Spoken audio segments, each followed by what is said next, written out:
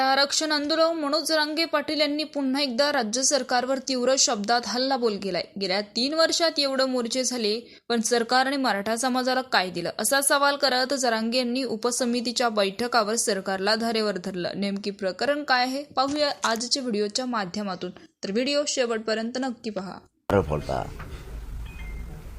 छत्रपतीचे विचार घेऊन चाललो म्हणतात, बहुजनांचे विचार घेऊन चाललो म्हणतात, तुम्ही शाहू फुलेंचे आंबेडकरांचे विचार घेऊन चालतो म्हणतात। अरे, ज्या शाहूराजांनी सगळ्याला आरक्षण दिलं त्यांच्याच लेकराचे प्रमाणपत्र रद्द करायचं महापाप हे करायला लागले, तरी मंत्री आमदार बोलत नाहीत मराठ्यांचे। आजच्या कॅबिनेटमध्ये या मराठा मंत्र्यांनी बोलावं असं वाटते। मग बोला नाही तिकडं मग समाट्यात जा। आम्ही तुम्हाला नीटच करणार आहेत। आता किती दिवस असेल जगणार आहे दादा, आम्हाला काय मर्यादा आहेत ना। 3 वर्ष झाले ते आंदोलनाला, तुम्ही 3 वर्षातही काय करत नाही येत म्हणल्याच्या नंतर आता आम्हाला आमच्या पद्धतीनं न्याय घ्यावा लागणार आहे। आणि एखाद्या वेळेस मुंबईलाच आंदोलन करण्याचा निर्णय होऊ शकतो। 100% मराठे मुंबईलाच जायचं म्हणणार आहे, मुंबईतच आंदोलन होऊ शकतं। आता पुन्हा एकदा हा सरकारला एल्गारच असेल, कारण मागच्या वेळेचं सुद्धा आंदोलन सरकारनं बघितलं होतं। तुमचं ताकद जी दाखवली होती तुम्ही, पुन्हा एकदा तर ताकद दाखवण्याची तयारीत मराठे दिसते। आता तिकडून पण येणार, सुरत मार्गे हरियाणा, मध्य प्रदेश, राजस्थान, बडोदा, गुजरात, मध्य प्रदेश, समुद्रमार्गे गोव्याकून चौकून मराठे येणार आहेत। एखाद्या वेळेस कदाचित मुंबईतच आंदोलन होण्याची शक्यता आहे, कारण मराठ्यात तीच कुजबुजी। आता मी कुजबूज ऐकतोय, मी विनंती करतोय जे आपण अंतर्वालीतच करूया, परंतु मीडियाला जर कधी काही गोष्टी सांगितल्या नाही तर मीडियाचा मग माझ्यावरचा विश्वास उडत। मग माझ्याने रात पोटात हे 2 दिवसापासून खलबतं चालू आहेत की पाटील मुंबईतच जायचं।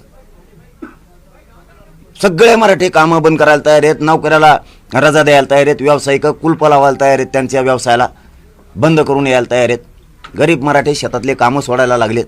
सगळ्यांचं म्हणणं आहे मुंबईतच आंदोलन करायचं। 29 तारखे मुंबईचीच असणार आहे की मग ते काही सांगता येत नाही भाऊ। आता 100% शक्यता आहे की मुंबईतच होऊ शकतं, कारण यांची फसवणं हे मराठ्यांच्या जिवारी लागलंय। सत्य असून सुद्धा मराठ्यांचे प्रमाणपत्र रद्द करायचं हे मराठ्यांच्या जिवारी लागलंय। सहनच व्हायला तयार नाही। काय सहन करू राव, मै तळपायच्या आगमस्तकाला गेली।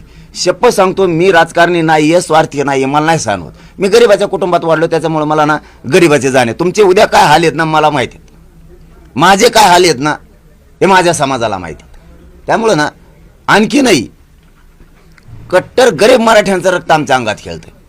माज मस्तीचं गर्व झालेलं रक्त आमच्या शरीरात नाही खेळत।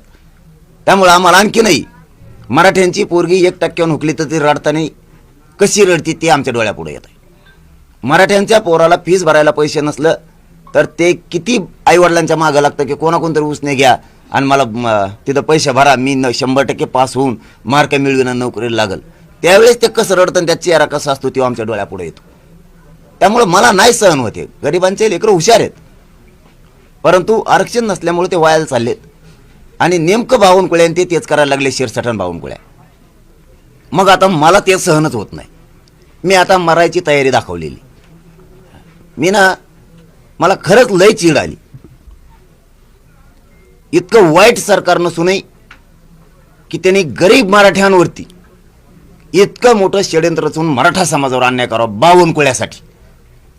तुम्हाला एक बावनकुळ्या पाहिजे फक्त, फडणवीस साहेब, मराठे नाही पाहिजे तुम्हाला।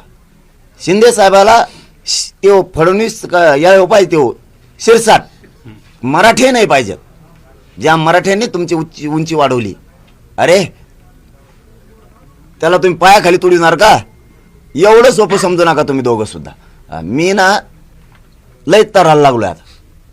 तुम्ही जे करायला नको होतं ना तेच केलंय तुम्ही। आणखीनही सांगतो, चूक सुधरा बरं का, हाताच्या बाहेर गोष्टी जाऊ देऊ नका। तुम्ही चूक सुधरा। मराठ्यांच्या नेत्याला सुद्धा प्रामाणिक सांगतो, आम्हाला रात्री फोन येतात। दिवसभर मी दौऱ्यात असतो, दिवसभर आलेले फोन रात्रीच याला ही होत आहे। सगळ्यांचं म्हणणं आहे 100% पाटील मराठ्यांचे मंत्री, आमदार, खासदार मराठ्यांचे सत्ताधारी आणि विरोधातले ते म्हणतात, पाटील तुम्ही म्हणताय 100% आम्हाला पटताय, पण बोललं की आमच्या ढोंगावर लात मारते, म्हणून आम्हाला बोलता येत नाही। महाविकास आघाडीतले म्हणतात बोललं की ते चौकशी लावतात पाटील, नोटीस पाठवतात. सत्तेले म्हणतात आमचं पण खूप मोठं साम्राज्य आहे. मस्त तुम्ही खरं बोलताय, आमच्या पण जिवारी लागलंय, पण विलाजच नाहीये. याचा अर्थ मराठ्याचे आमदार खासदार मंत्र्यांना आतून बेमान्य झालाय. आता काही काही राणे साहेबासारखे ओपन पण बोलायलेत, काही जातवान मराठी व्हायला लागलेत आता, पण काही मनातलं पण सांगायलेत.